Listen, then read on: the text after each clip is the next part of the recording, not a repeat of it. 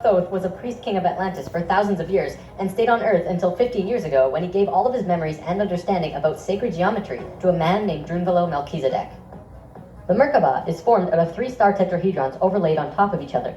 2 of them are counter-rotating and the third is stationary. When the Merkaba is formed with the unity consciousness, it is formed internally with love.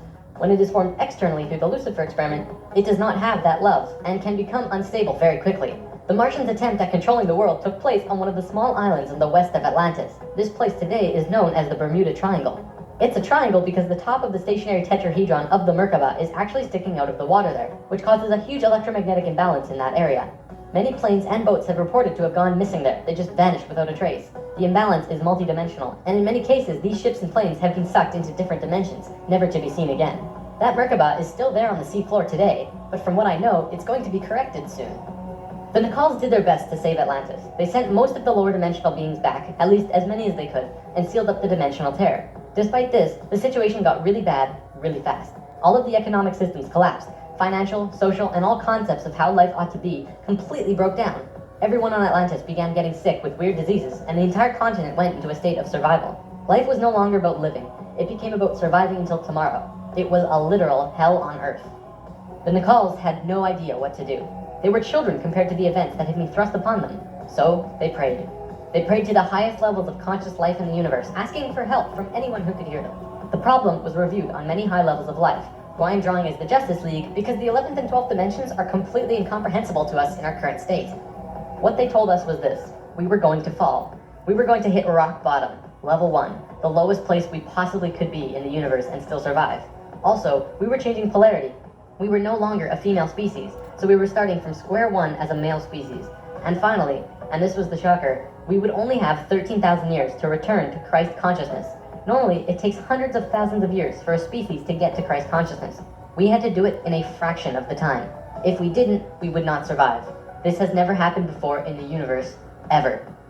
Thoth, who was the priest king of Atlantis at the time, learned that they would have to perform this experiment on themselves. They received instructions from the highest levels of life and they went on their way.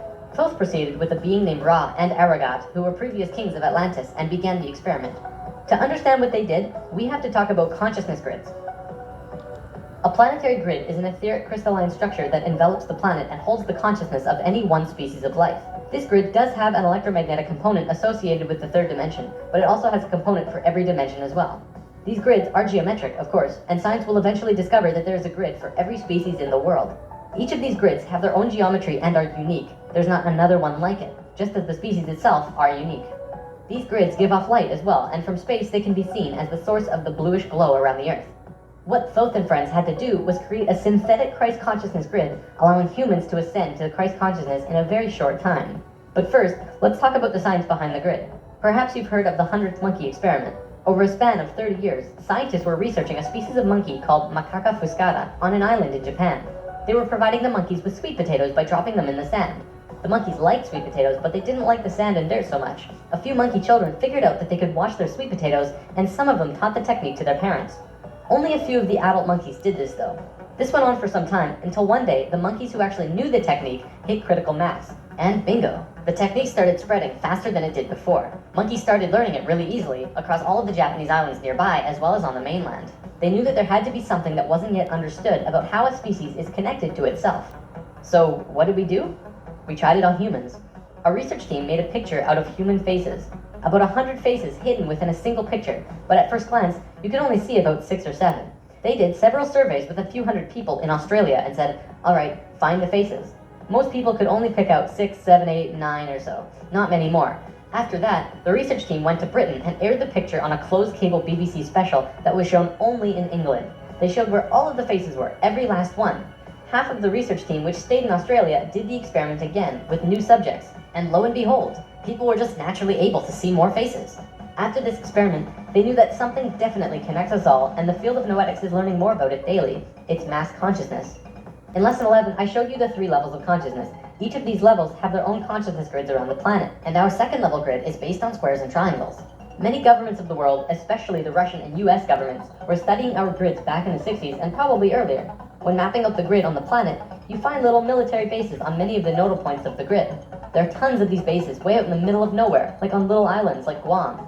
This couldn't be a coincidence that these government powers placed their bases right where the little spirals came out of the grid. They were trying to take control of the grid, because if you control consciousness, you control what we think and feel.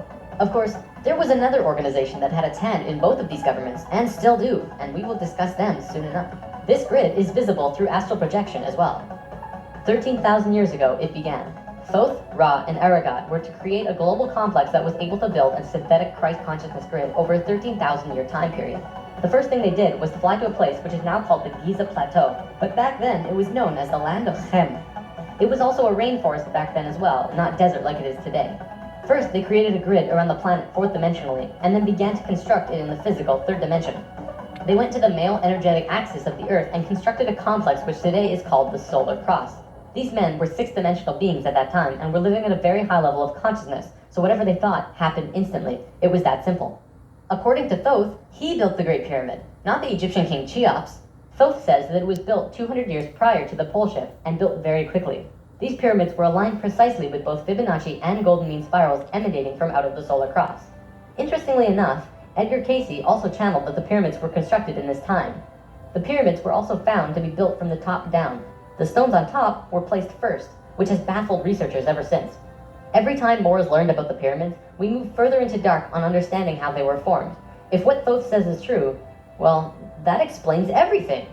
From there, Thoth and friends constructed an entire network of temples and structures along this grid fourth dimensionally, placing them on nodes on the new synthetic Christ consciousness grid they were creating. All of them were made with Fibonacci or golden mean spirals, and all of them were mathematically referred back to the Solar Cross in Egypt through the Great Pyramid. The creation of all of the sacred sites on the planet were no accident. It was a single consciousness that created them all, from Machu Picchu to Stonehenge to Zaghuan, you name it. There are a few exceptions, but most were created by a single awareness as part of a unity consciousness grid. Although the Great Pyramid was done all at once, many of these ancient structures of the world were made fourth dimensionally and slowly dropped in frequency until they manifested on the third dimension over a long period of time.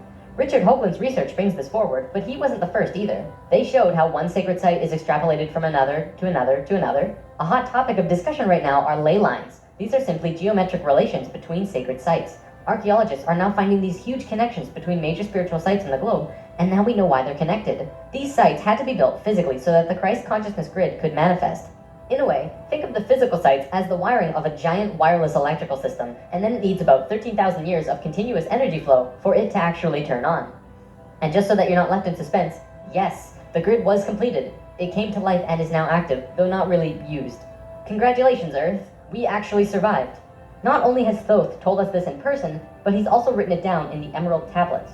These tablets were left in the Great Pyramid thousands of years ago. There are 12 tablets in total, formed from a substance created through alchemical transmutation.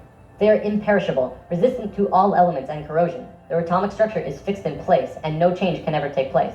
In that respect, they violate the material laws of ionization. These tablets share a great wisdom, and you can read them at over 100 different levels of consciousness, and you will always understand them differently. If you're interested in this stuff, you should definitely